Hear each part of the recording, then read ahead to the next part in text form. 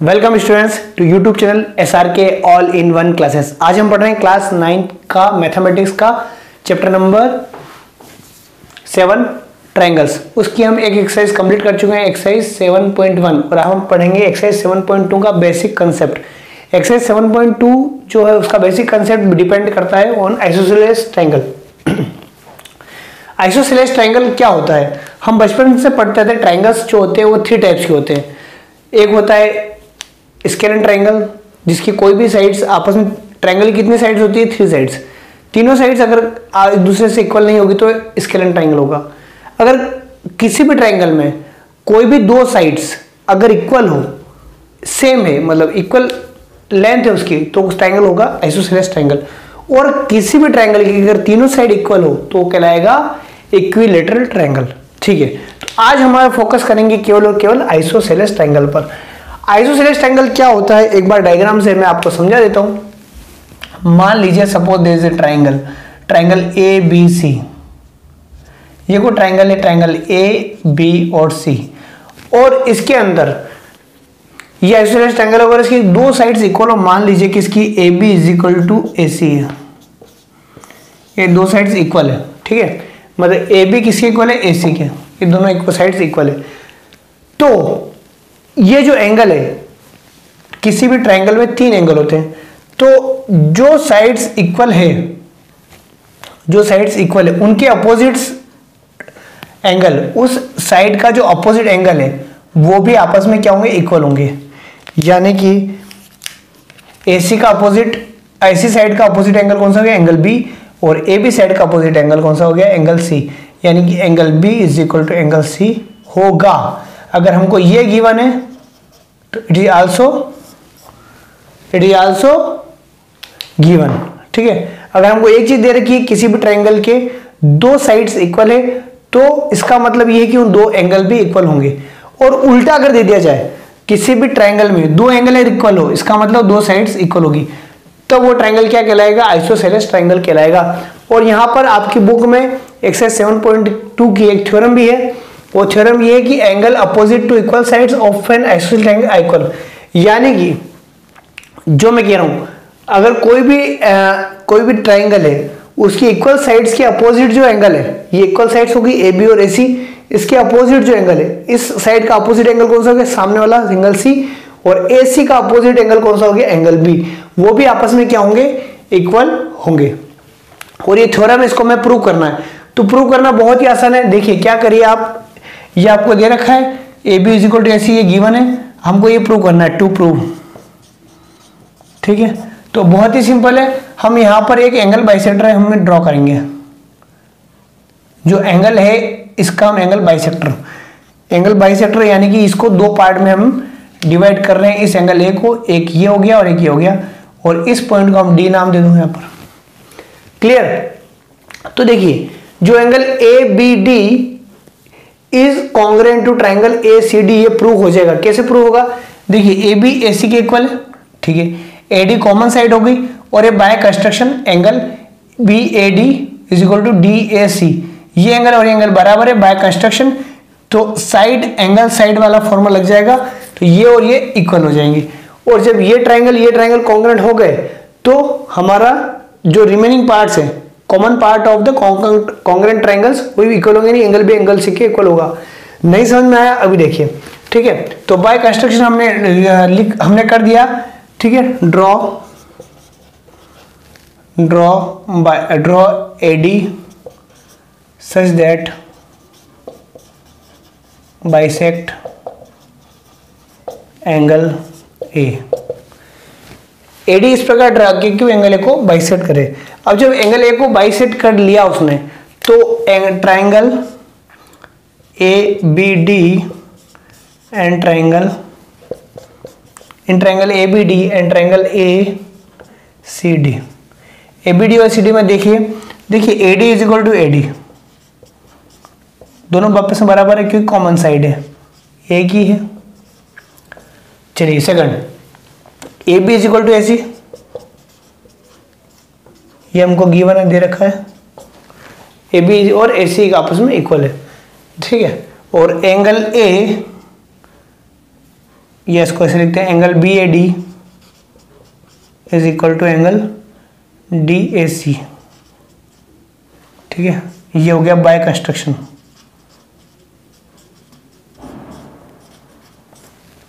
Clear? तो side angle side वाला formula लग जाएगा। तो triangle A B D is congruent to triangle A B D is congruent triangle A C D. ठीक है, S A side angle side rule. यहां तक clear है? अब जब ये ट्राइंगल इस ट्राइंगल के कॉन्ग्रेंट हो गया तो इसका रिमेनिंग पार्ट्स भी बराबर होंगे। तो ये angle B is equal to angle C हो गया। तो angle B is equal to angle C, common part of congruent triangle. CPCT का फुल फॉर्म होता है common part of congruent triangle, जो दो कॉन्ग्रेंट ट्राइंगल का कॉमन पार्ट्स। ठीक है, तो ये हम प्रूव कर लिया। यानी कि अगर किसी भी आइसोलेस ट्राइंगल अगर कोई है, उसकी अगर दोनों साइड्स इक्वल है तभी वो आइसोलेस ट्राइंगल होगा। तो उसके दो एंगल भी आपस में, उनके दो एंगल आपस में भी इक्वल होंगे। कौन से दो एंगल? उन साइड के अपोजिट जो एंगल है वो भी आपस में इक्वल होंगे। तो ये हमारी थ्योरम है। थ्योरम एक और दे रखी है आपके, उसकी उल्टी थ्योरम है। दे रखा है कि अगर कोई ट्राइंगल के दो एंगल अगर इक्वल है, दो एंगल इक्वल है तो भी वो आइसोलेस ट्राइंगल कहलाएगा। और दो एंगल इक्वल है तो हमें ये प्रूव करना है कि वो दोनों साइड्स भी इक्वल होगी। सिमिलर है, हम प्रूव कर सकते हैं उसी में। इस प्रकार हम ये अब आप करिएगा ये वाली थ्योरम। आइए हम इसके कुछ क्वेश्चन ले लेते हैं। क्वेश्चन शुरू करते हैं एक्सरसाइज 7.2 के। बहुत सिंपल है। चलिए फर्स्ट क्वेश्चन में देखता हूं। एक्सरसाइज 7.2 का नंबर 1 क्वेश्चन। इन आइसोसेलेस ट्राइंगल, देखिए पहले ही बोल दिया आइसोसेलेस ट्राइंगल क्वेश्चन नंबर 1 में, यानी कि इसकी दो साइड्स आपस में इक्वल और दो एंगल आपस में क्या होंगे? इक्वल होंगे। चलिए A B is equal to A C. अब कौन कौन से इक्वल है वो भी मैंने बता दिया। चलिए पहले डायग्राम बना देते हैं अपन। चलिए ए बी और सी, ठीक है, और हमें क्या दे रखा है? A B is equal to A C, ये हमें दे दिया गया है। The bisector of angle B and angle C intersect each other at O. Angle B और एंगल सी का बाइसेक्टर है, यानी कि एंगल बी का एक बाइसेक्टर है, वो इसको ऐसे बाइसेक्ट कर रहा है, और एंगल सी का भी एक एंगल सी का बाइसेक्टर है, एक लाइन वो एंगल सी को बाइसेक्टर करेगी, जो कि दोनों कहाँ मिल रहे हैं? हम जो पॉइंट ओ पे मिल रहा है, that is point O. Okay, join A to O show that. अब ए से ओ को हमने ज्वाइन कर लिया, ये पॉइंट ओ है, और हमें प्रूव करना है, टू प्रूव, क्या प्रूव करना है? O B is equal to O C, and second one AO bisect angle है, एओ बाइसेक्ट्स एंगल है। देखिए बहुत ही सिंपल है, क्या करना है आपको? O B is equal to O C prove करना है। ठीक है, देखिए हम जानते हैं आइसोलेसिस ट्राइंगल में दोनों साइड्स अगर इक्वल होती है, और दोनों साइड जो इक्वल साइड्स है उनके अपोजिट जो एंगल है वो भी आपस में क्या होंगे? इक्वल होंगे। हमें दे रखा है ए बी से एक आइसोलेसिस ट्राइंगल जिसमें A B is equal to A C. ठीक है, यानी कि ए बी के अपोजिट एंगल कौन सा हो गया? एंगल सी, और एंगल ए सी के अपोजिट एंगल हो गया एंगल बी, यानी कि एंगल बी किसके इक्वल होगा? एंगल सी के। यहां तक क्लियर है? दोनों एंगल आपस में क्लियर है। अब इनका बाइसेक्ट ओ बी और ओ सी बाइसेक्ट है, तो उनके हाफ, उनका जो बाइसेक्ट है वो भी इक्वल होगा, यानी कि इसको ऐसे लिख दो, angle B is equal to angle C है। अब बी का हाफ डिवाइड बाय 2 कर दो दोनों तरफ। अब बी का आधा, ये बी का हाफ होगा ये, और ये भी बी का हाफ होगा, बाइसेक्ट का मतलब हाफ, तो बी का आधा कौन सा होगा? Angle O B C is equal to angle C का हाफ ओ सी बी, ये एंगल आपस में इक्वल हो गए। अब जब दो ट्राइंगल में, किसी भी ट्राइंगल के में ओ बी सी एक ट्राइंगल है, इस ट्राइंगल के अंदर दो एंगल अगर आपस में इक्वल हो तो ट्राइंगल क्या कहलाएगा? आइसोसेलेस ट्राइंगल कहलाएगा। ठीक है, तो so triangle O B C is isosceles triangle.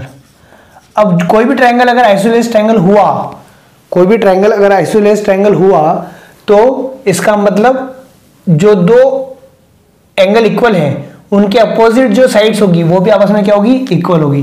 ठीक है, तो O B is equal to O C, और ये हमको प्रूव करना था, हमने कर दिया।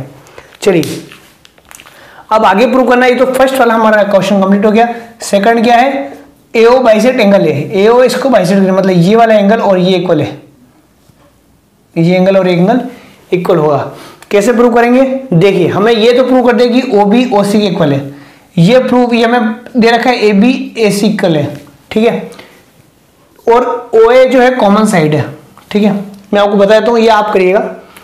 तो ये आप क्या करना, ट्राइंगल AOB प्रूव करना कॉन्ग्रेंट होगा ट्राइंगल ACO AOC, AOB और AOC आपस में कॉन्ग्रेंट प्रूव हो जाएगा। ये प्रूव कैसे करोगे आप, देखिए OA तो कॉमन साइड है, OA OA AO और AO कॉमन साइड होगी दोनों ट्राइंगल की। ठीक है, AB और AC दोनों आपस में इक्वल है, ये हमें गिवन दे रखा है, और अभी हमने प्रूव किया कि OB और OC इक्वल है। तो side angle side rule S rule से हमें ये हमारा प्रूफ हो जाएगा।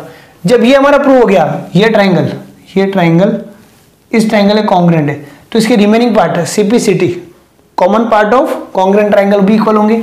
तो यानी कि ये एंगल इसके इक्वल होगा।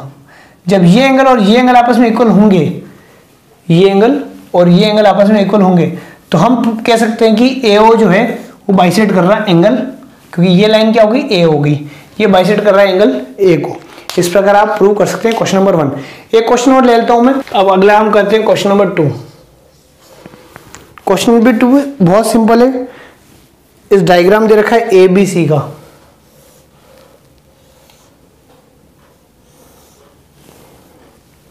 एक ट्राइंगल है ABC एंड that is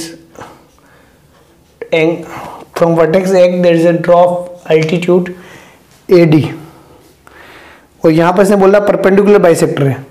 ठीक है, AD से perpendicular bisector of BC, show that ABC is a isosceles triangle.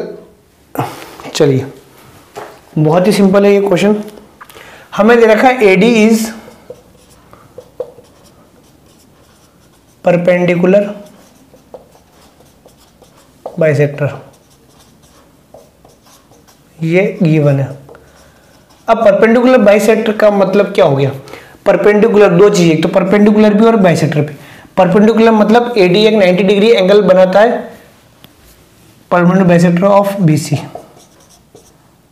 ठीक है, किससे बना रहा है, BC के ऊपर, यानी कि angle ADB is equal to 90 degree होगा ये वाला, और एंगल ADCB क्या होगा, 90 डिग्री होगा।